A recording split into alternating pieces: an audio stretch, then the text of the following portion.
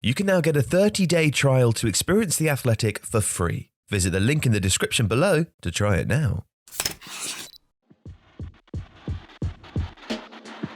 Hello, welcome to Tifo IRL. I am JJ Bull and I want to talk to you about Lionel Messi, this guy here who just made his home debut for Paris Saint-Germain. It went pretty well.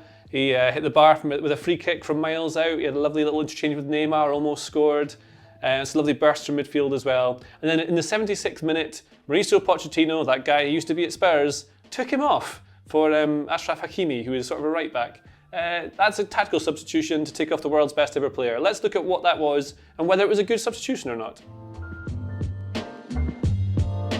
So we've tried to find the last time that Lionel Messi was taken off as a substitute, and the best we can do is that last season he was subbed against Granada. He'd already scored 2 and they were 4-0 up away from home, so it's kind of fair. Give him a bit of a rest. And in the 2019-20 season, he was substituted, having already registered an assist against Villarreal while coming back from injury. He'd missed the 4 games previous to that. So kind of understand why that is. He really wasn't very happy about being taken off in this game against Lyon, and this is how the teams looked. Now, PSG's shape it's like a 4-2-3-1 with Messi. You think he's like a 10, but in reality it's more of a kind of 4-4-2 diamond. It's kind of odd how it works. So the way it works is that Messi and Mbappe would often work as this kind of dovetailing duo here. Di Maria would come forward to form a 4, Neymar would form a 4 with these guys here. And we get into the final third, how it often looked would be like this. Neymar floating about here, Di Maria here. Herrera and Idris Gueye used to play for Everton, remember him? Then you've got Mendes, new left back, Kimpembe, Marquinhos and Kehrer. Now Kehrer is, he started as a centre back, is now a right back. But what he would do in this game is that, say, either Gueye or Herrera would form this diamond with him. So it's all relevant, I promise. This is your diamond that you get when these guys fall here. It's sort of it's a sort of lopsided back 3. It's not exactly like a central 3, that's exactly how you'd imagine it to be if they were playing a 3, but it does this sort of thing here.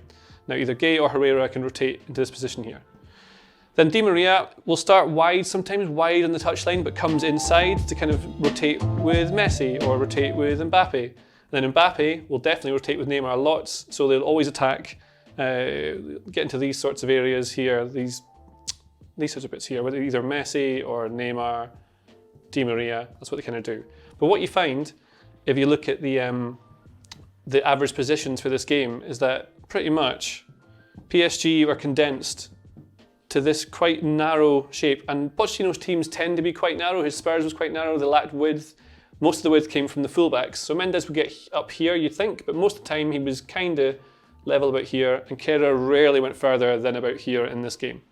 Now that meant there's an awful lot of width missing from, let's draw the width.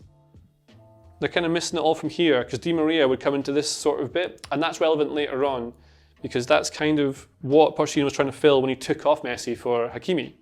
Now that's sort of what they were looking like when they were attacking.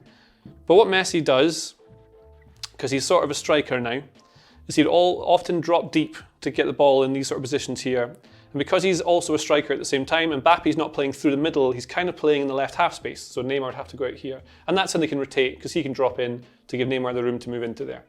But what you find with Messi, doing nothing wrong here at all, in fact he's pretty amazing, he was dropping deep to receive the ball in these sorts of positions here, so they get the ball to him, and then he would quickly be able to fire a ball in, move, to try and get the 1-2.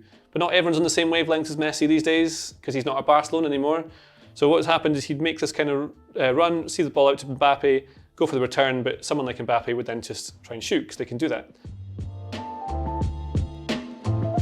Earlier I mentioned that the shape's a 4-2-3-1, but it's also sort of a 4-4-2 diamond, and you can see that when PSG were pressing Lyon in this game that they won, obviously, is that Herrera or Gueye, one of these two here, this is the 2, Mbappe and Messi here, Di Maria's over here somewhere, Neymar's here, this forms the 4. But what happens is that Gueye comes here to make this diamond with Neymar and Di Maria. I'll show you the diamond because it's useful to see. I like diamonds. There it is. So that's how it becomes a diamond. This guy moves from here, or this guy moves from here, and that becomes a diamond with these two here. So you've got Messi, Mbappe, Herrera, Neymar, Di Maria, Gueye, forming this, again, quite a narrow Pochettino-ish shape. And when Lyon play out from the back, as they did, and this allowed them to, well, they move over here, move the ball over here, And then PSG have to move over to keep this narrow width. So this is what they do. Looks like a bit like this. The defence moves across. Now, as they move across, and Lyon are in a 4-1-4-1, 4-3-3, which has changed quite a lot during the game. But as it did that, Akanji just pulls out to this wing here. And because Mbappe's not really trying very hard to close down the ball to win it, it doesn't come across as quick as he can. Neymar's doing something similar, making sure he's keeping his distance with his midfield, so it should eventually form 4-4-2 when they get back into their shape, but they're in transition. With the ball here, Mbappe doesn't do what he should do, Neymar doesn't do what he should do, and so this guy here, the right back Gusto, can hit this ball, this cross switch ball, that's a saying, I'm going with it, over to here. Suddenly this guy is exposed because what they've done, PSG, by doing this narrow shape, is they leave all of this here. This is all empty because they're trying to keep it narrow and make sure they can then have players together, so if they are able to press and win the ball, there are people close together so they can break. This guy's now on his own. He runs towards the box here. The defence retreats, of course they do, because they're worried about what's going on. Slimani's over here actually in this sort of situation. And what happens is Paqueta makes this run from deep, gets in behind Marquinhos in the space he leaves between Marquinhos and Kimpembe, gets in here, and it's a really clever ball from Akanji. He plays an early curved ball round the defence, which is it just goes into Paqueta's path, and he finishes at the near post.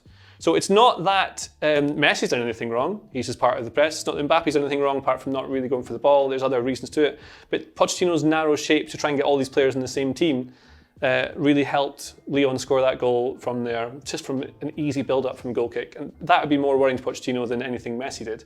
But now we're going to look at exactly why he took Messi off and what difference it made. Here's the bit you've been waiting for. It's not clickbait. So, Messi, my favourite player ever. Here he is doing all his bits and pieces. He was involved with a shot later on before he got taken off. And when he got taken off, they took him off for Achraf Hakimi, who is sort of a right wing back. Whenever you see him play, his average touches tend to be in this part of the pitch. Not here, where defenders tend to be, and where Kehrer was mostly getting his touches, but in this sorts of areas. So, in fact, let's just draw here. This is where he normally is, and this is where the squares go, the kind of lame right back. So Hakimi's an attacking one, that's where he goes. But also, he can play as an attacking winger, and that's kind of what he did. So by coming on here, it gave Di Maria the license to move inside here. They kept their lopsided back three shape, which become a diamond when Herrera or Gay would drift in to be here. Mendes is still wide left, which allows Neymar to come inside. And this sort of, it allows Mbappe to play more of a central role straight away, more of an attacking threat through the middle. But what instead happened was Mbappe was pulling out wide a bit more, and Neymar was getting through here and able to make all these dribbles. He had an awful lot of them in this game, more than Messi, in fact. But he was really trying to take hold of it. And from Pochettino's point of view, who are you going to take off? You've got to take off someone, because he needs to do something to change it. Do you take off the best player in the world of all time? Or do you take off Neymar, who's the number 10, he's been there for years, he's taking charge of the game, really trying to make things happen. Do you take off Mbappe, the superstar striker? You need a striker on there to be able to get in behind, and Lyon are playing a high line, so that's very useful as well.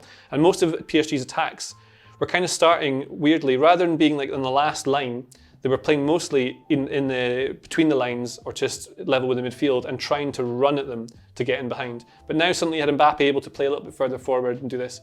And again, rotate with Neymar to get in here. And they almost created some chances, did it okay. But Hakimi straight away was providing this width here. Just he can go to right wing back when they need him, back in this sort of situation here.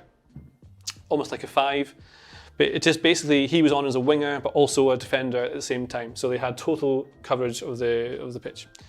Now, Hakimi is really interesting because you'd think he'd start, and when he does start, it's basically like what Dani Alves did for Messi at Barcelona, when Messi plays off the right wing, if he was Di Maria here.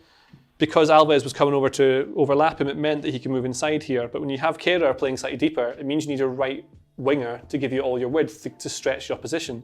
And Di Maria is pulling out here, but coming inside because he's left-footed, like Messi would do. And then Messi's inside, and again, kind of squashing that space. And he operates really well in that space. He is basically a 10 who plays in different positions all over the place. So that was one thing. Now, Hakimi comes on, stretches the play a little bit, and then what they do is they take off Di Maria and put on Mauro Icardi, who I think is hiding over here. Here he is. Straight away, Mbappe then pulls out to the wide left. Neymar becomes the 10, essentially moving in from the left to the 10 positions. You still got Gay and Herrera protecting the midfield, protecting the defence.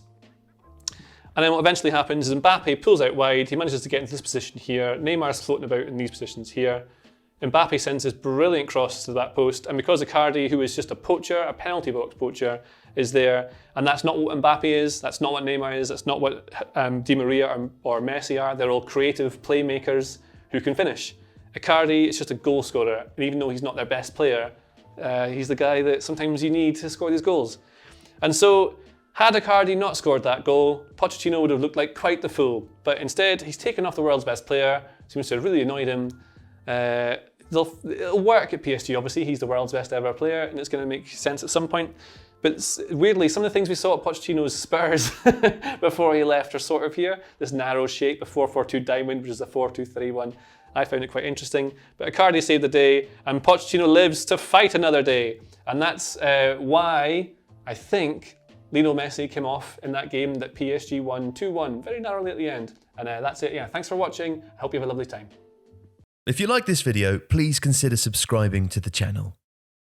And if you do enjoy Tifo, then you'll probably also like The Athletic. If you watch our tactics videos, you should go and read Michael Cox. If you're into data, read Tom Warville. And if you're into transfers, it's David Ornstein. Plus, if you're a fan of any Premier League team, then there's a journalist dedicated to you, and you can try it for free for 30 days now by clicking the link in the description.